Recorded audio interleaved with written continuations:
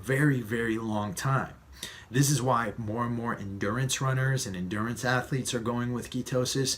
This is why more and more athletes in general are going with ketosis as a way of fueling themselves with their own fat stores without having to eat all the time, and allowing them to perform better. In fact, a study done by Jeff Volek and his team at the University of Connecticut a few years ago found that ketogenic athletes who were fueled by their own fat stores, performed better or at least as good as high carbohydrate athletes, and they actually mobilized way more fat when they were performing exercise.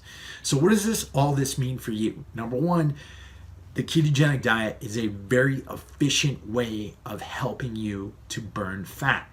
Number two, it's also a really efficient way of helping you to burn fat while you're maintaining muscle mass. Now, why is that?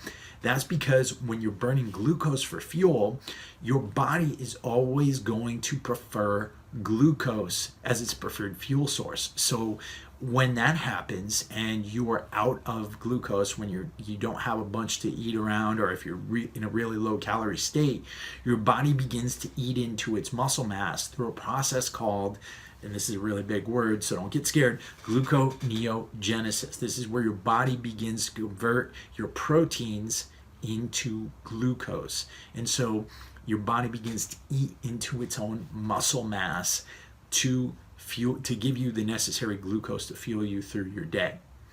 On a ketogenic diet, on the other hand, you're not utilizing glucose. You don't have to worry about gluconeogenesis. You just have to make sure that you're staying in a ketogenic state and using your own fat stores as fuel. So that's another really great benefit. The other big benefit is the amazing amount of brain power that you get.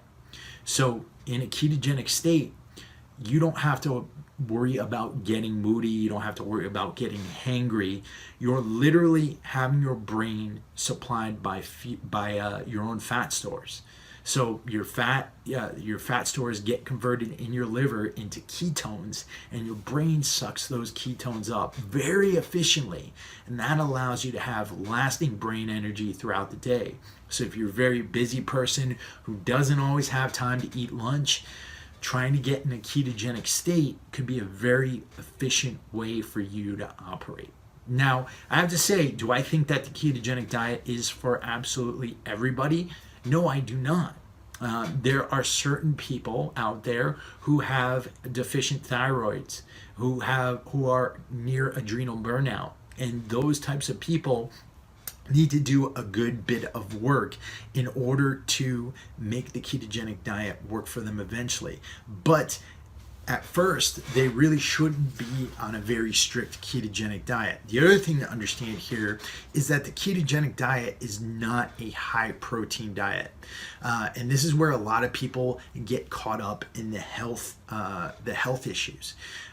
Consuming an extremely high protein diet like the ones that bodybuilders eat, where they're eating like 300, 400 grams of protein a day, that could do a lot of things to accelerate your aging. It could do a lot of things to increase your liver toxicity, and it could do a lot of things to increase your total body chronic inflammation.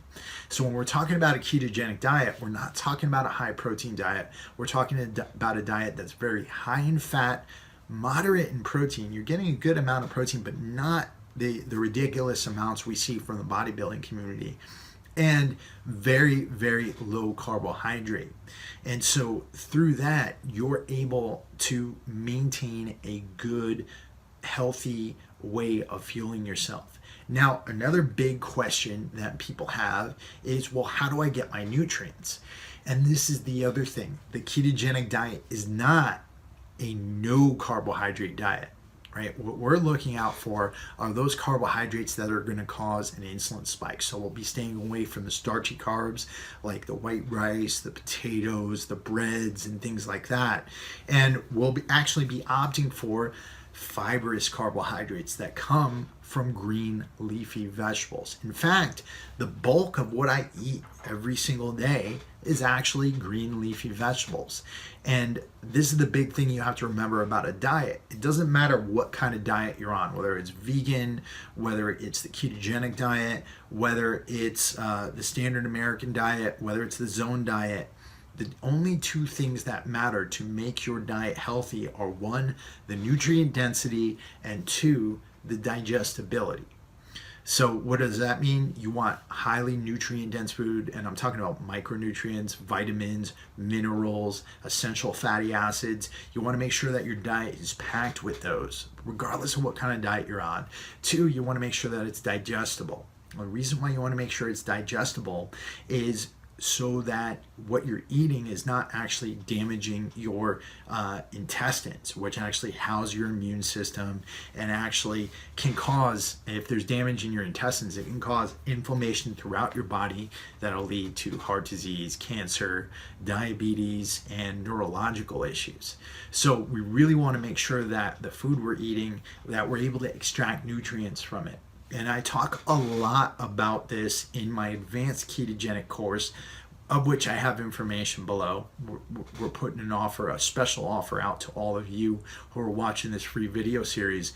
But I'm putting an emphasis with everybody that I work with, whether it's my clients or my students in my advanced ketogenic course, to make sure that they have both nutrient density and digestibility in their diets. So definitely check out the resources below. I'm going to post the scientific articles that I mentioned.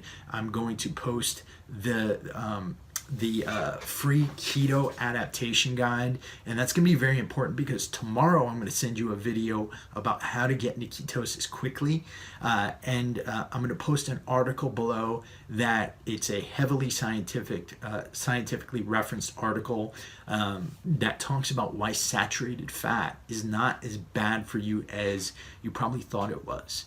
So one, stay tuned for the video tomorrow. Two, check out the resources that I put below, especially that keto adaptation guide, because this is going to really help you to get into ketosis. And three, if you're interested, check out my advanced keto course below. It's actually really inexpensive and it's a one-time fee, and you get so much value in everything I do. I try to over deliver and I try to give you more than you'd expect, and you'll find that in that course too. So check out all that stuff, and I will see you in tomorrow's video on getting into ketosis.